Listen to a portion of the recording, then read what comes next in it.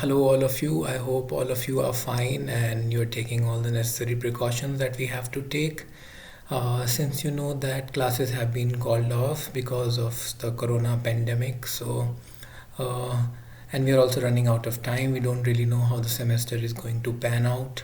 So I would do whatever I can to chip in with some online classes, lectures. Uh, I know it will not be the same as we usually have our interactive classes in the classroom with the blackboard, etc. But uh, let's try to do what we can. So as I sent out a message to you that you should have begun uh, reading Frankenstein. We have covered a fair bit of the syllabus, some of the major poets. So instead of continuing with poetry, I thought that since you are all at home, you'll have quite a bit of time at your disposal. So we should begin with a novel. I hope you have already started that. Uh, so Frankenstein it was one of my favorite texts in my graduation and still continues to be very pertinent, particularly in the times that we are living in. Uh, had we been in class, I would have asked you whether you have come across the name or the word Frankenstein, and in what context have you come across it. Mm, Oftentimes, you'll find that in popular culture and even some literary texts, and even on our day-to-day conversations, we refer to something which is monstrous, hideous, which has gone out of hand as Frankensteinian or Frankenstein, which is a bit of a uh, which bit of an error on our part, mostly because as you are going to read in this text, Frankenstein is actually not really the quote unquote monster or the creature, the hideous creation, but the creator, the man who uh, creates um, a living being out of the parts of uh, dead people and comes up with a creature which becomes monstrous in due course of time. Now, how does that happen?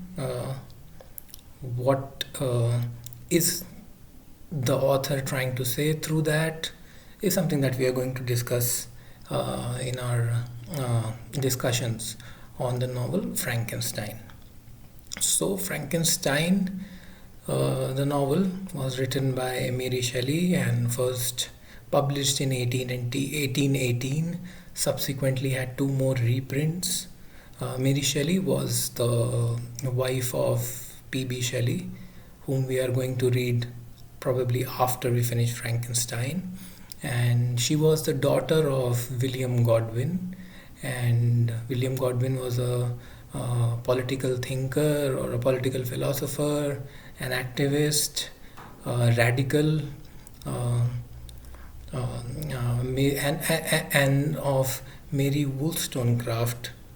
Mary Shelley's mother, Mary Wollstonecraft, was one of the forerunners or uh, the one of the women at that time who championed the views for uh, greater female liberty, greater female participation in the public sphere, and also recognized the significance of the woman uh, as a mother and as an educator of her children, etc., etc. So, although we'll come to her views also in a little while, so that is a very basic sort of an outline of who Mary Shelley was, and you can of course read more of the biographical details in the introduction given in the book. Uh, okay, William Godwin, his views about radicalism, etc., are also tangentially related to some of the key concerns of the text. We'll touch them a little bit.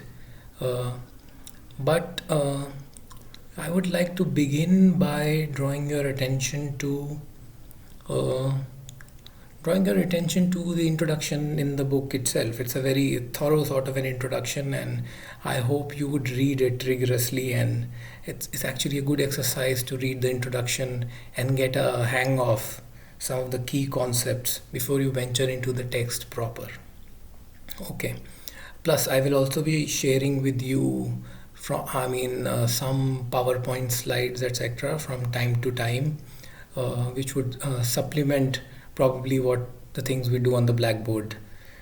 So I hope this would be of some use. To do give me some sort of a feedback after taking a look at this.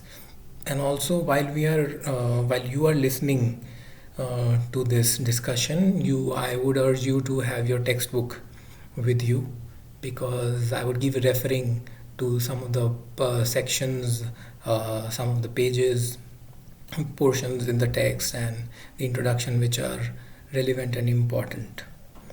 Uh, okay. Firstly, Frankenstein is a novel which which transcends, easy generic or generic definitions. It is often read as it has a lot of gothic novel elements in it. It is a philosophical novel. It is also uh, a, no- a proto science fiction, if you may like to call it, or a dystopian science fiction. It is also a novel about education, which often we don't pay that much attention to. But as we go along in our discussions, you'll see why. I call it also a novel about education. Mm. Again, as we have been discussing throughout our other discussions on different poets, how writings of the romantic period constantly engage with uh, enlightenment views, how they counter them, how they rework them, uh, the romantic quest for the ideal, so on and so forth. Okay, you'll find all these discussions coming into uh, our uh, our our analysis of Frankenstein as we go along. Okay, so this novel was published in 1818 to begin with. Uh, and Again, Mary Shelley was the author. And as you can see, she is the only woman representative of the Romantic period in our syllabus, and uh, it was actually a belated entry into the Romantic canon that was given to Mary Shelley, and given quite begrudgingly, if I may say so. Uh, uh, so, if you look at the introduction and the very first page of the introduction, right at the end of it, there's a little bit there's a little bit of a discussion about how the text was received to begin with. As I mentioned right at the outset, that it had a lot of gothic tropes, a monster-like figure, etc., etc. There are other things too. So you would find that the text was received with great sort of apprehension, suspicion, even derision, that it is a text full of the Gothic uh, extremes, extravagance, and sensationalism, so on and so forth. Okay, but as we'll go along, we'll also read the preface very carefully, and there you'll find how the author tries to distance herself from it, from this sort of a categorization. Okay. Uh,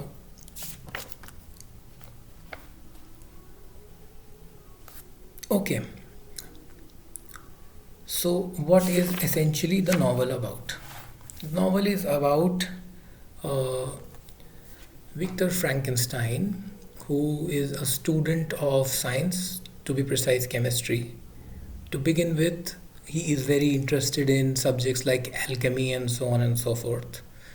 And he wants to find out whether science can create life.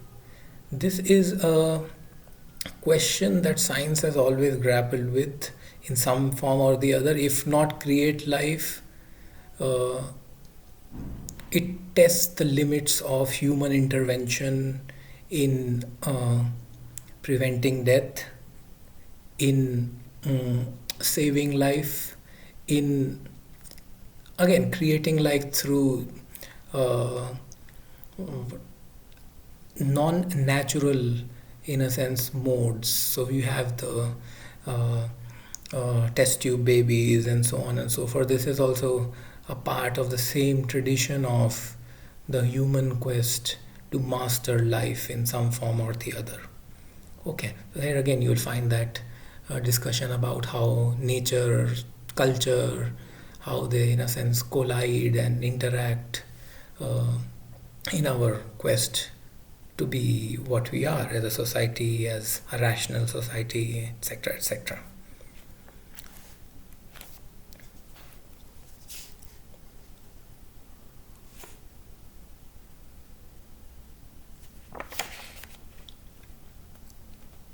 Okay, so if you go to the very first slide, these are some of the questions that I had begun with. Where have you heard the name Frankenstein and in what context? Whether Frankenstein is the name of an evil design or the creator, what?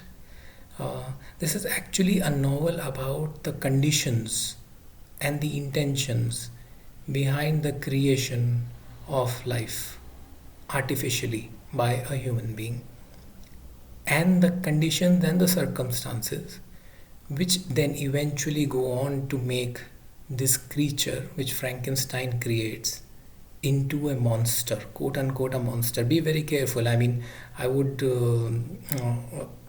I would, I mean, sound a note of caution here that you don't use the word monster for the creature, because that is actually what the novel is, and I mean, the entire novel is about how that creature, in a sense, becomes a monster or is seen as a perceived as a monster. Okay, Frankenstein, like a lot of other romantic texts, also has a framing story about the conception of the novel, a very typical romantic trope. Uh, it has an uncanny similarity between something that you probably would have read, uh, Dr. Faustus by Christopher Marlowe, a Renaissance tragedy, and also P.B. Shelley's Prometheus Unbound, but more so, in my view, Dr. Faustus. It has a lot of structural and conceptual similarities with Dr. Faustus. Okay, so what are some of these similarities? Now you make this comparison. Dr. Faustus is set in 16th century Europe. It is the Renaissance. Renaissance is a period where this great resurgence of learning, knowledge is taking place. And he is a German scholar who has great faith in his powers as a scholar, and he has, in a sense, exhausted the limits of all the fields of knowledge that are available to him during the period, and then practices necromancy. Okay, and in the process, he strikes a deal with the devil himself through Mephistopheles. If you remember, uh, he wants to acquire that magical supernatural knowledge and power to create life in exchange of his soul. Okay, not to create life, but sorry, supernatural knowledge and power. Okay, uh, uh, and ultimately you will find that this Faustian bargain, I mean, this deal of Dr. Faustus with Mephistopheles for acquiring that magical supernatural powers is has come to uh, into popular discourse parlance as a Faustian bargain, where you make a big trade-off for something which is not available to you uh, in your in your general capacity. And you'll find that the bargain ends in a tragedy for Dr. Faustus. So, whom has he challenged uh, in this bargain? He's actually challenged the idea, the concept of the divine. Okay. Now, if you compare it with Frankenstein as a text, it is set in somewhere in the 18th century. The exact dates are not given. It is a romantic period. It is right at the back end of that age of enlightenment, where that confidence in human reason and enlightenment values of empiricism, etc., is supreme. So, both the Renaissance and the Enlightenment, in some ways, are periods where this confidence in man, in human potential, capability, in testing the limits of knowledge, is very, very strong. It is an anthropocentric uh, worldview in different ways, but it's anthropocentric nevertheless. Here we have uh, Victor Frankenstein, who is a Swiss scientist. He is also dissatisfied with his scientific education. Besides, he is also dissatisfied with practicing alchemy, which in a sense has now become an outdated art, or an outdated science, let's to be precise, an outdated science. So first he studies alchemy, etc., then becomes a scientist, a chemist. But however, his scientific education is dissatisfactory for him because it does not take him to the limits of human learning. And what is that? To find the origins of life, or the capacity, in a sense, to create the ultimate thing which is there in existence, that is life. And that is what he wants to achieve, to be able to master a field of knowledge, that is science, in order to attain an ideal which is which has been out of bounds for man.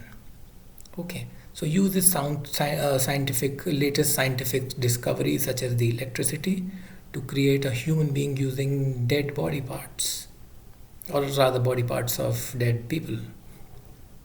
Okay, and you'll find that ultimately he is able to create a being, and that creature turns out to be so hideous that he abandons him on first looking at him. So he creates something, an entity, it acquires life, and then the creator abandons his creation. Okay.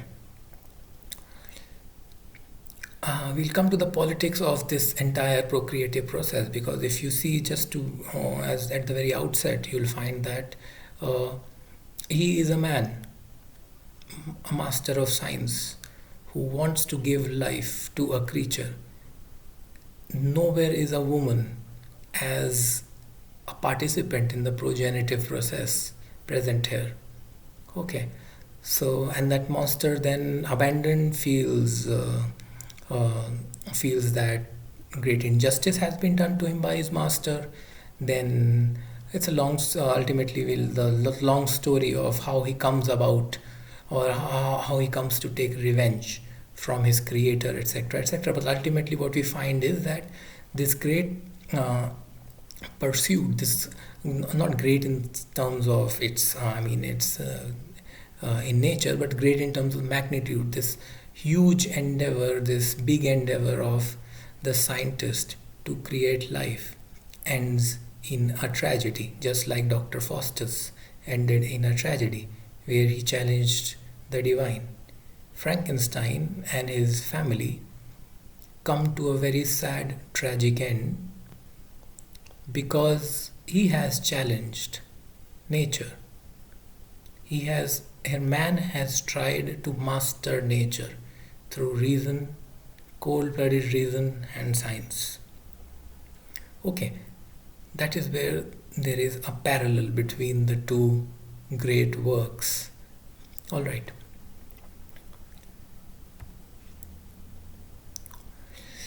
so this is the overview of Frankenstein and the narrative, how it unfolds.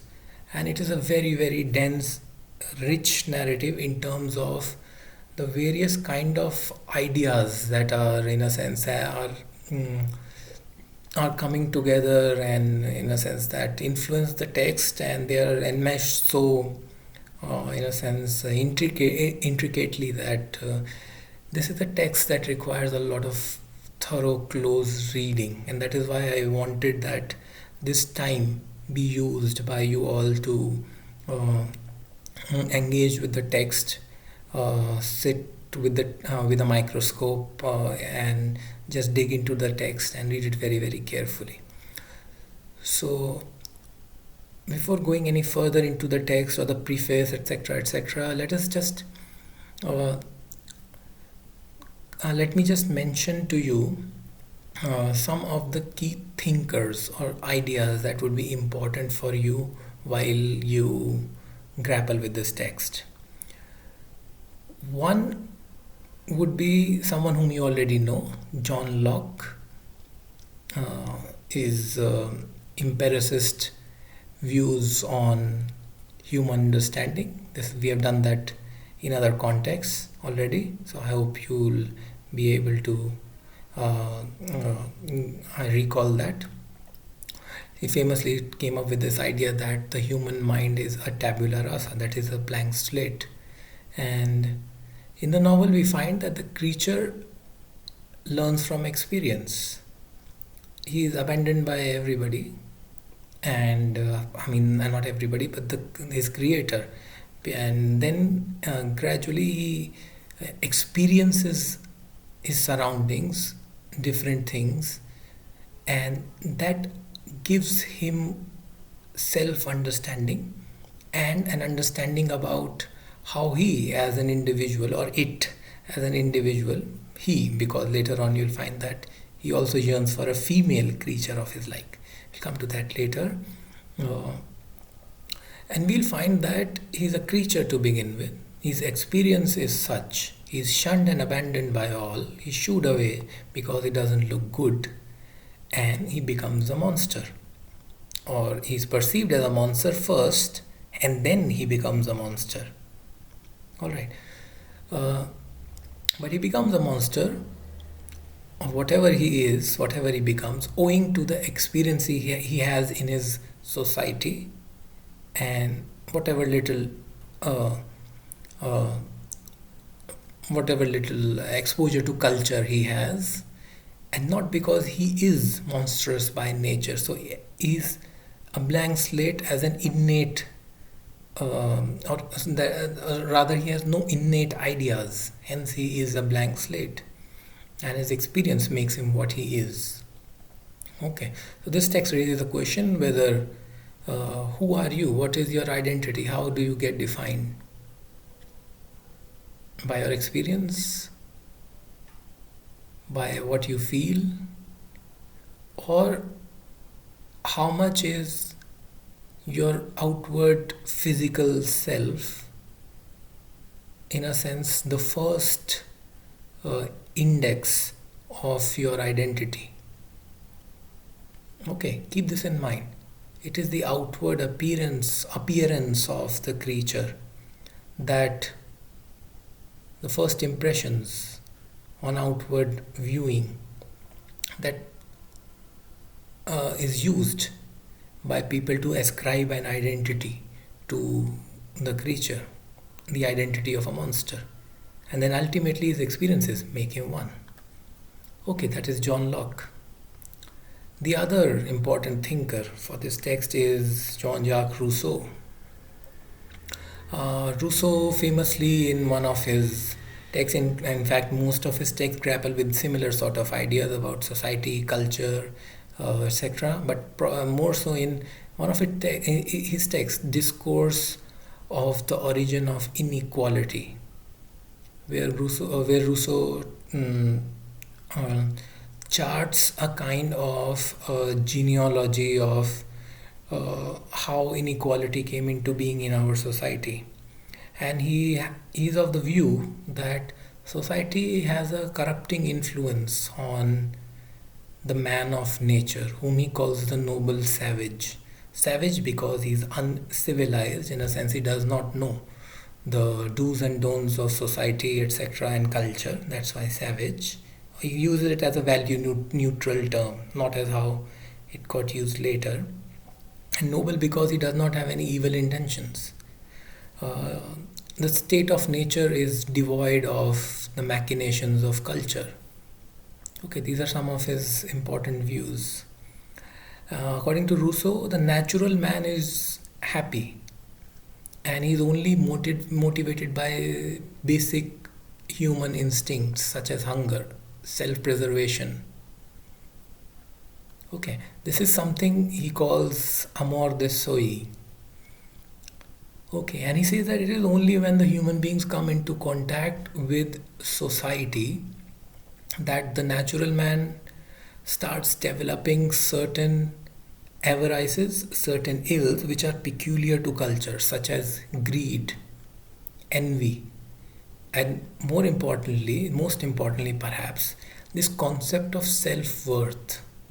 He says that this idea of self worth is acquired by human beings when they compare themselves to others. And this is what he calls amor propre. Okay, and uh, our the general, I mean, the other, he's not saying that society is all bad, nature is all good. It's a lot more complex than that. So for our understanding of this text, for this text, this is very important to keep in mind. How does the creature turn into a monster? Okay. Firstly, John Locke would probably be important for you to know how he acquires this idea of self understanding. That is the first step. Rousseau, if we make a comparison of the creature when he is only in the state of nature, and then when he comes into contact with culture and society, and culture does not might not only just mean going into a city proper. Culture could come to the creature in various forms, in forms like the books he finds, okay, other human beings that he sees living in a family. Okay, part of uh, uh, a part of culture would come to him when he would observe how the others eat, how they talk. Okay, it's a very fascinating book. That's why I said that it's a very fascinating book to understand uh, this idea of education. So the creature is an autodidact, self-taught. Okay, that is another one of the ideas of Rousseau. Education in us, how education also becomes a corrupting influence, and how nature could uh, teach you. Nature as an educator in its own way is different from how society and culture educates you. All right, so keep this in mind. The impact of culture and society in various shapes and forms in forming the identity of the creature and turning him into a monster. Okay, Mary Wollstonecraft's A Vindication of the Rights of Women, another very important text. Mary Shelley's mother, of course. Uh, Foremost point, in the process of creating the creature, there is no mother. Okay, and there is also, if you read the more biographical detail of Mary Shelley, you will find that her mother also died early. She herself experienced motherhood in had a very bad and tormenting experience of motherhood, so on and so forth. Okay, so mother not just as a natural procreative agent or power, But mother also has a nurturing power.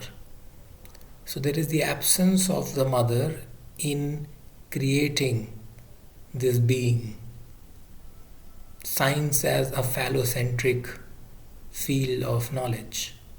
And mm, there is no nurturing, neither by the creator Victor Frankenstein, and there is no mother because he is created basically in a lab as an experiment of chemistry. Okay, so these are some of the questions that the text would raise. Uh, whether science is a phallocentric field of knowledge, think of nature as mother nature and how man has exploited mother nature, or science rather has exploited mother nature and wants to use it to its advantage, and mother nature, the very epithet. uh, it might seem that mothering is a gender specific, or sorry, a sex a specific practice. uh, this sort of a view by Mary Wollstonecraft is a very patriarchal view of designating a particular kind of uh, uh, a particular kind of duty to the female sex. But having said that, in her times, her ideas on the importance of mothering, the fact that women should also participate in the political public sphere, they were, I mean, avant-gardists in their own right, and hence why she's called the proto-feminist, a proto-feminist. Okay, uh, so keep all these things in mind while you're reading the text. Very, very important points these. And another thing, which is not really a particular person as such, but there was this very important little and significant uh, body of writing and movement called the Age of Sentiment, or the Age of Sensibility. Uh, some of the very important texts. Firstly, I mean, if you look at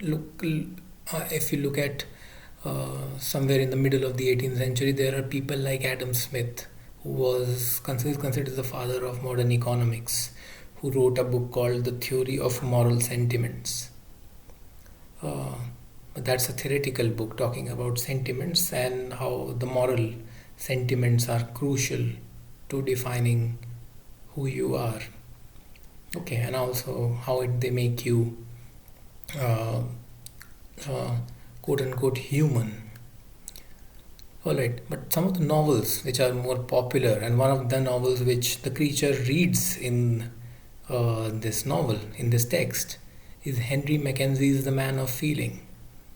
Then we have Lawrence Stern's The Sentimental Journey, Austen's Sense and Sensibility.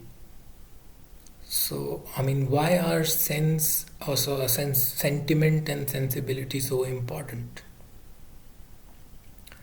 Well, the general view of this movement, this interest in the idea of sentiment and sensibility, uh, Austen's would be a little more class specific. Even others also, that whenever they talk about sensibility, sentiment, they generally factor in the aristocracy and the gentlemen and the ladies, etc. I mean, that class. But uh, in a general sense, in a general conceptual sense, the larger point is that the cultivation of sentiment through sympathy invests one with noble feelings. Okay, and it plays an important part in making one civilized, quote unquote, and human. Okay, and a very important part or very important facet of this is similar to empiricist education or empiricist understanding of John Locke. Again, just like understanding in empiricist philosophy is cultivated through experience over time, so is sensibility, so are moral sentiments. Okay, so you, in a sense, engage yourself with others through sympathy and acquire a more refined sense of sentiment, more refined sentiments, more refined sensibility. Okay, so it is again something which is acquired through experience over a period of time. The rational understanding is acquired over a period of time. Okay, and in the case of the creature, you will find that uh, this these things, rational understanding and sensibility and moral sentiment, these are cultivated through his own experiences. Okay, there is nobody really out there to guide him, to teach him. Okay, but when you think about sensibility and sentiment, you should also uh, you can also think, or you can also uh, complicate and problematize it a little by saying that, for instance, envy, a feeling of envy, a feeling of injustice, aren't these also sentiments? If you think that, they are sentiments of a different sort. And there again, wherever moral sentiments again are cultivated, sensibility is cultivated when you as an individual participate and interact with society in culture. And you can now take this connection to Rousseau, who says that it is when you come into contact with culture and society that you experience things like envy, greed, self-worth, so on and so forth, and that can fill you with a degree of resentment. Especially if you are hard done by, and in the creature's case, you are hard done by.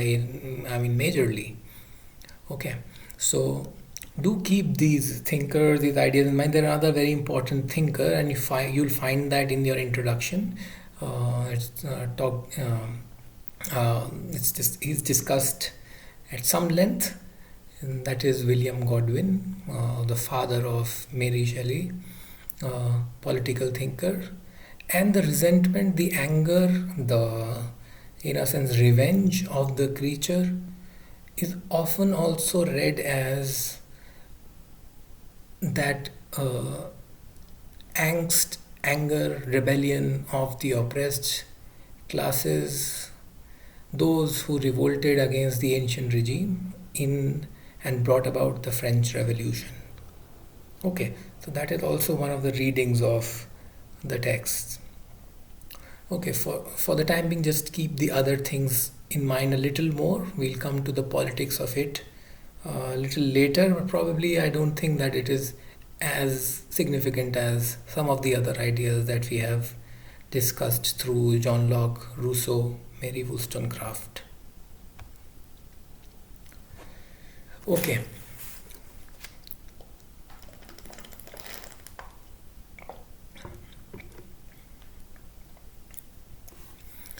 Now coming to a very fundamental part of the text, and if the other things that we discussed just now talk about the philosophical, the uh, the socio-cultural, intellectual backdrop to the text of the text. Now we come to some of the very important discoveries in the field of science, which, in a sense, uh, influenced this text, this narrative, and it is at this site of science, this field of knowledge. And as Foucault says, knowledge is power, power is knowledge. So, uh, and considering the times that we are going through, you can see how, in a sense, the human curiosity to eat all kind of species, all kind of natural resources has brought about a kind of uh, a revenge from nature on humanity and locked all of us down. And if you're looking at some of the news reports and social media, you'll find that in some of the major metropolitan cities like Beijing, etc., you're finally seeing clear blue skies. So this is an eternal sort of a tussle that keeps happening between nature, man, culture, nature, etc. Okay, so coming back to some of the key developments that happened uh, in uh, 18th century, early 19th century, in the field of science. So first important thinker is Erasmus Darwin. He was the grandfather, if I'm not wrong, just check, of Charles Darwin. Uh, Erasmus Darwin was a gradualist, in a sense, the kind of theories that were propagated by Charles Darwin. In a sense, the forerunner to that was Erasmus Darwin, who propounded these gradualist theories and the natural about the natural process of evolution. And in his theory, the female again is playing an equal and perhaps a more greater role. You can compare it to Frankenstein, who plays a phallocentric role, an interventionist role in in this uh, gradual cycle of human evolution. So, in a sense, he seeks or wants to intervene and control something that is which is something which is a natural gradual process. He wants to make an intervention where he would come into in control of bringing about life or creating life out of the dead. So isn't that necromancy in another form? Cast your mind back to Dr. Faustus. Okay. So pitted against Erasmus Darwin would be uh, someone like uh, Humphrey Davy, who wrote a book called A Discourse Introductory to a Course of Letters on Chemistry, uh, where the basic fundamental point that he makes is that a scholar, scientist who studies and discovers the operations of nature is of a lesser pedigree value than what he called the master scientist who intervenes in the process of nature and who can alter the functioning of nature.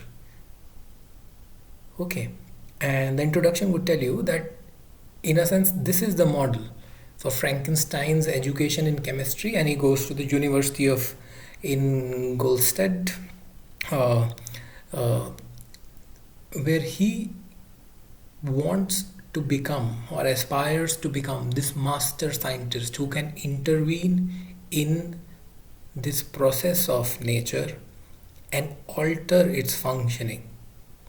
I mean, bringing about life from by sewing up body parts of dead people from a mortuary using electricity to bring about life to it is as much of a reversal as there can be. Okay. Uh, so Humphrey Davy is more of a model, or the master scientist of Humphrey Davy is more of a model for Frankenstein than Erasmus Darwin. The other important scientific discovery that happened during that period and made by a scientist called Luigi Galvani, uh, his work Commentary on the Effects of Electricity on Muscular Motion. This is the name of his work, and he claimed to have made a discovery of animal electricity called galvanism after his name. So apart from natural electricity, which is thunder, lightning accompanied by thunder, and artificial electricity, which is static electricity, he said that there is an animal electricity, an electricity that runs through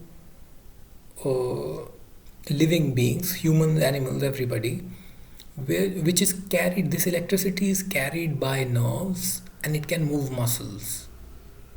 Okay. Later on, you'll find, again, in the introduction, it is given, most of it, that experiments were conducted to demonstrate this. And how? By bringing about animation, that is life or some sort of a movement in the head of a dead ox. So it is quite gory, quite gothic when you actually, not gothic but ghastly, horrific, when you actually read how the ox opened its eyes, etc., etc., and a quote is given in the introduction.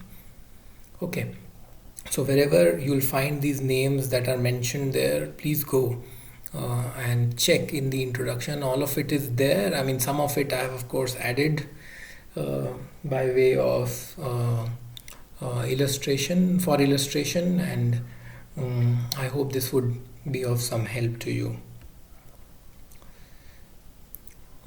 Okay, so this is pretty much most of the background and most of the intellectual uh, backdrop against which you should read this text and most of these debates. The key would be, as I have been repeatedly saying, that the key would be for you to understand these concepts, understand these ideas, and see illustrations of these in the text. I mean, nobody would directly say, okay, this is Rousseau or this is John Locke. Nobody would mention it there in the text. So, but if you find the creature experiencing things by touching, feeling through his senses, it should automatically come to you that this is empiricism at play. Understanding of himself through the senses. We've done it a few times in some of the other poets in our paper that we have read thus far. Okay, similarly, he comes into contact with some book, some food, some alien product of culture. For him, it is alien. Even a handkerchief would be something of an alien thing.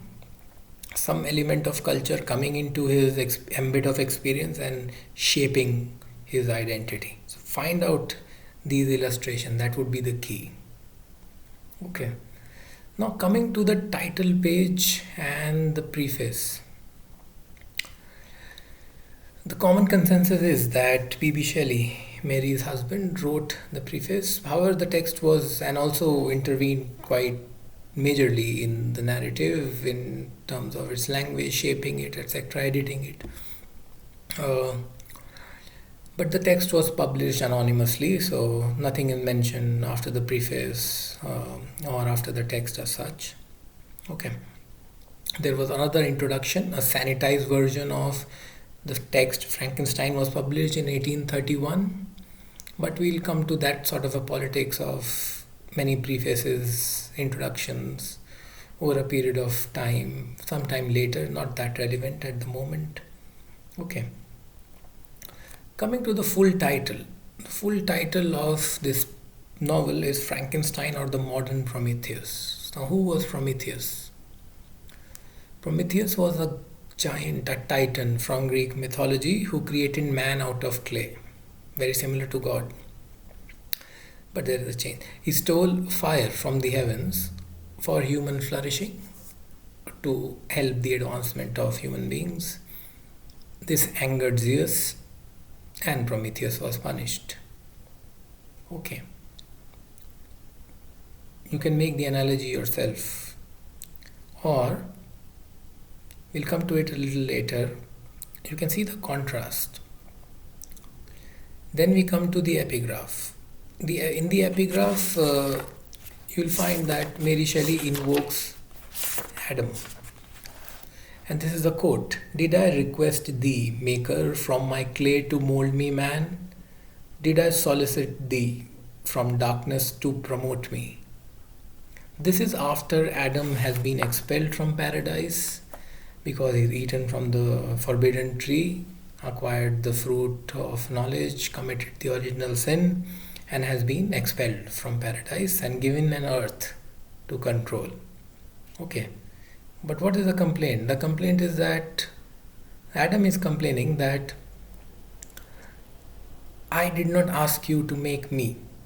That is, he had no agency, no choice in his own creation, just like the creature of our text. Okay. God gave him life, but limited it in the sense that he was forbidden to eat from that fruit of knowledge. But as the great divine design would have it, he ate it.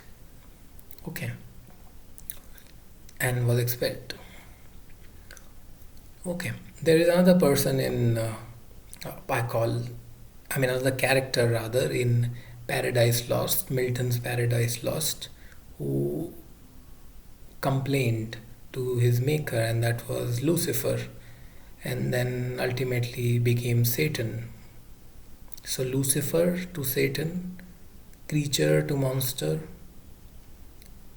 This is not given, in the epigraph, but you can add this reading of the the creation creator binary. You can add to this not just Adam and God, but also perhaps Lucifer slash Satan and God. Okay. Now, and you'll find that in romantic writing, Prometheus, Satan, Adam, in a way, because of his asking questions, these, but more so Prometheus and Satan, are heroes for the romantics because they challenge authority, they challenge control. And why? Because they push the boundaries of, push their limits in a sense. And what is the quest of the romantics? To push the boundaries of human possibility by pushing the boundaries of human possibility in the quest to attain some sort of an ideal that we have been saying repeatedly. So for Prometheus, the ideal was to steal fire from the heavens and give it to human beings so that human beings can flourish. They can use fire as, in a sense, as not to destroy things but to create things. But he was punished for the same. So Prometheus's endeavor, or Prometheus's transgression and overreach and ambition, was not an individualistic one. It was for the human race as such. Frankenstein's Adams was perhaps out of curiosity. Adams was not wasn't an individualistic endeavor in a sense that he wanted to take revenge from God or something like that, or wanted to become bigger than God or something like that. He was given life, but a limited sense of life without knowledge. Okay. Frankenstein, in a sense, challenges nature. Prometheus challenges Zeus. Adam, in a way, challenges God. Satan again, Lucifer again challenges God. But Adam got Adam got the earth to rule, in a sense. So, but coming back to Frankenstein, Frankenstein challenges nature. I say nature and not God very, very deliberately, because if you read a little about Mary Shelley, P.B. Shelley, etc., they were in a sense atheist. If not, P.B. Shelley was an atheist. The Necessity of Atheism is a text he wrote in Oxford and got expelled because of that. So there again you find that romantic idea of challenging the authority and then being, willing to suffer for your ambition. Frankenstein challenges nature, but for his own ambition. He wanted to achieve the pinnacle of scientific possibility, human possibility, not for any great end, not like Prometheus, but to create life out of death. Now, this is going against the very laws of nature. And what would be attained by this? except perhaps that you would bring back to life whoever you would want to, good or bad. So he creates something, and that creature is then abandoned by him, by the creator, and left to suffer.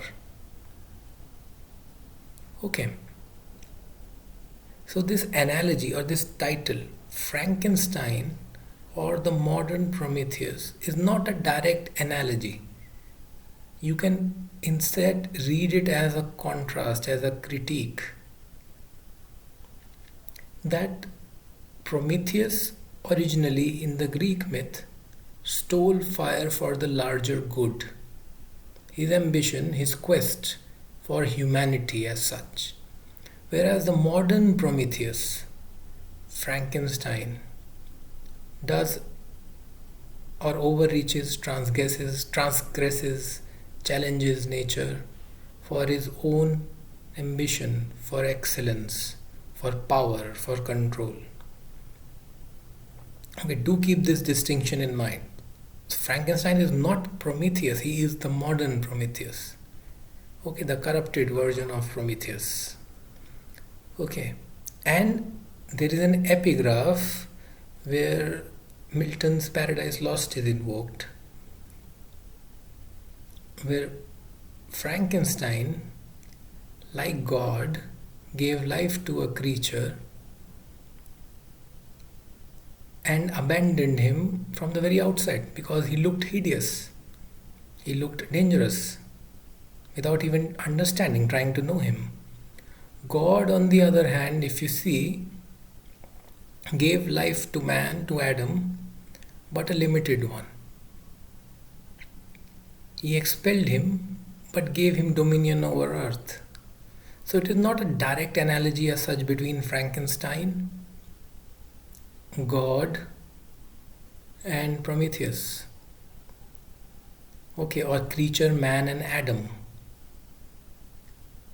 It's a lot more complicated than that. You need to qualify while making these comparisons, and this is probably a very nuanced sort of an exercise that you'll have to do.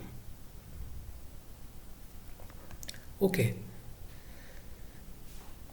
Now, so this is, we spent quite a bit of time on the title page discussing the full title and the epigraph, and how the epigraph and the title, the subtitle, the modern Prometheus, and the reference to Adam, Milton, this again becomes a kind of a framing device for the text that we are going to read.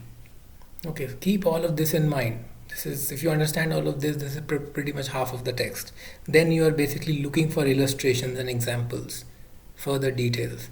So these are your concepts. Even while you're writing your answers, try to move conceptually, weave in examples, illustrations from the text, and structure your answers. That would be pretty good. Okay. Now, I think that would be sufficient for today, and we'll come to the preface tomorrow and go into the text in more detail. I hope you'll start reading it, and by the way, you need to really work on your writing skills. We'll talk about your assignments separately. So I hope this was helpful in some form or the other. If you have doubts, you can always ask me and mail them to me, ask them here or wherever you would like. We'll discuss more in the coming days, but do read the text. Without that, every discussion would be quite pretty much futile, of very little use perhaps. So do start reading the text. I hope this was helpful, and do give in your questions, your queries. I hope that this virus etc. would go. It doesn't seem like it, and we'll start meeting in classes, and that would be more interactive and engaging. But I hope you would make the effort from your end and do start reading the text more seriously. So thank you. Please do take care.